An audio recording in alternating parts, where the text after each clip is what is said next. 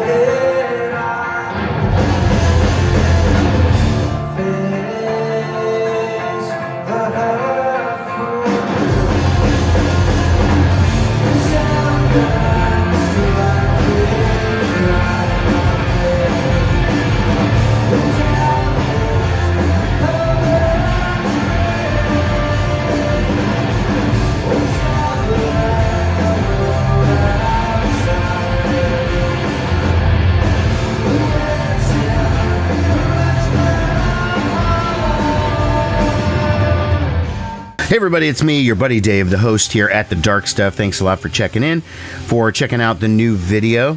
Today's video is a little bit of a review of a concert I saw last night. I saw Sunny Day Real Estate. They just reformed for the well, it's their fourth reunion technically, but the first time they played a show in 12 or 13 years, I think. And Omaha show was the second night of the tour. They played at the Admiral, and it was a fantastic show. You know, Sunny Day Real Estate has this legend surrounding them, and part of it is because they kind of broke up after their first album. Their first album, Diary, and here, this is the remastered version from 2009. So their first album, Diary, just kind of hit the world like a Mack truck, and their sound became the definition of what emo rock was in the 90s. And now that there's a big derogatory term with that emo stuff, but at the time it wasn't necessarily a derogatory term, and there was a specific style that went along with the term emo. It wasn't just, oh, you don't like the singer, or you think that the guy's sappy or something. I don't know. But the term emo in the 2000s took on a totally different meaning than what it used to mean back in the 90s. So Sunny Day Real Estate's album Diary was pretty much the definitive emo record, and so many bands took their inspiration from that. But then they broke up basically after the first album. They did complete a second one, which was pretty short, so they had to re-record some older songs. And they were gone for a couple of years.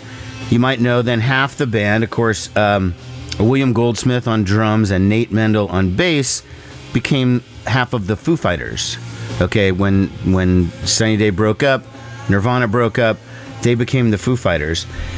Nate is still in that band to this day, but William Goldsmith was probably, if you know the behind the music of the Foo Fighters, you know that he was let go, or he quit. Technically, he quit after the recording of the second Foo Fighters record. Okay, I don't need to give you this whole Foo Fighters history lesson, but just a real quick one. So the first Foo Fighters record was Dave Grohl on every instrument. It was before there was a real band.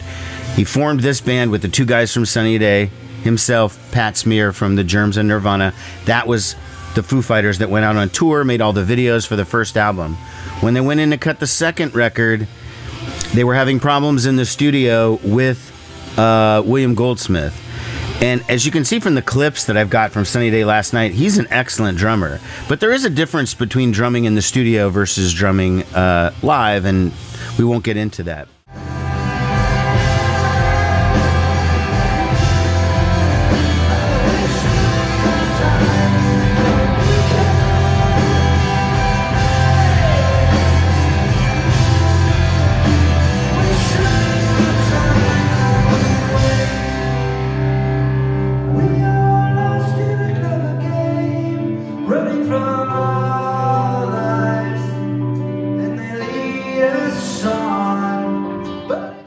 Anyway, Sunny Day has gotten back together a couple of times without Nate Mendel, sometimes with Nate Mendel.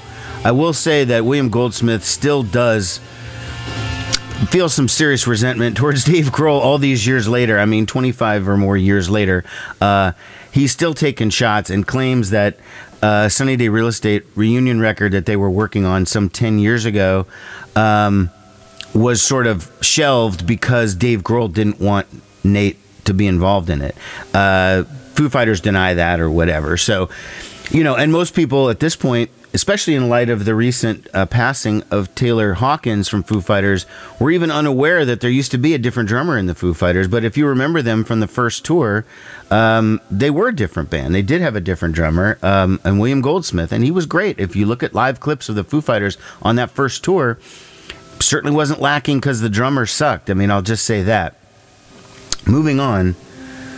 So Sunny Day is back. They're doing a new tour with Appleseed Cast, another sort of classic 90s emo band.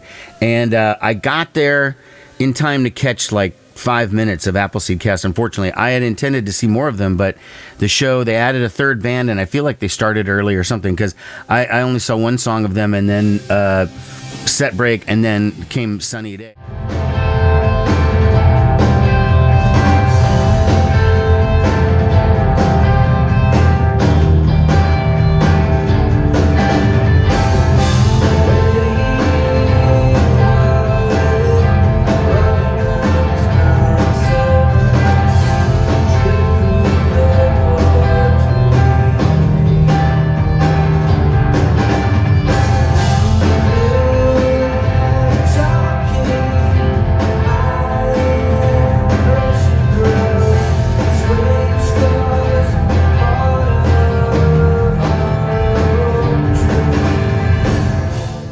The Sunny Day Real Estate's catalog is really only 4 albums total in their entire career. So you've got Diary, that was the debut, and you got the Pink record, or LP2, which was the one that came out sort of just as they broke up. Okay, it was in 1995. The band was over. The record came out. They did actually finish it, but there was no band no more.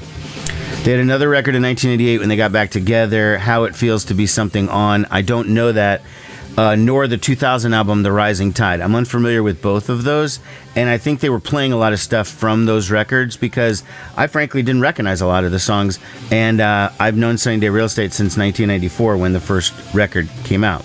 I don't know what else I can really say. It was an exciting performance. They were very good.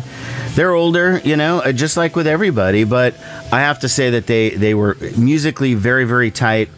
The bass player that they have that replaced Nate Mendel currently, who I think was the guy who was there last night. I'm trying to look up his name here on the screen, sorry. Chris Jordan is a new guy. He almost kind of like moved like Nate. He had like the same sort of mannerisms. I think that was unintentional. And they had a touring guitar player, so there were 3 guitar players on the stage.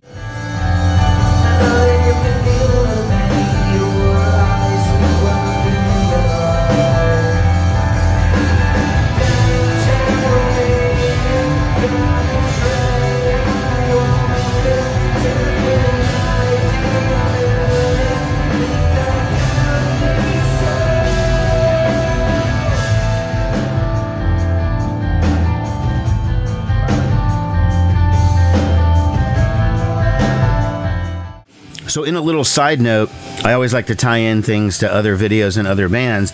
So when Sunny Day Real Estate got back together in 1998, Nate didn't come back. He stayed with the Foo Fighters. They brought in a guy named Jeff Palmer to play bass. Jeff Palmer, formerly of the Mommy Heads, which, by the way, have a new record that I'll be talking about shortly. But that's just a little aside. I like to point out those things when they kind of link together. So as I stated earlier, this show is only the second show on the tour, and the band was like very happy. They're very enthused. I heard through, you know, I have sources. So I heard through some of my sources that the band was very, very happy with the crowd last night. Loved the show. Thought they played really well. Thought it sounded good.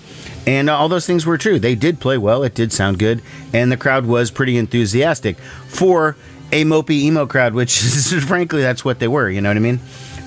But there were some very enthusiastic kids up there in the front row, no doubt. Do check out Sunny Day Real Estate if they hit your town on, excuse me, if they hit your town on this current tour. Take care, everybody. Bye-bye.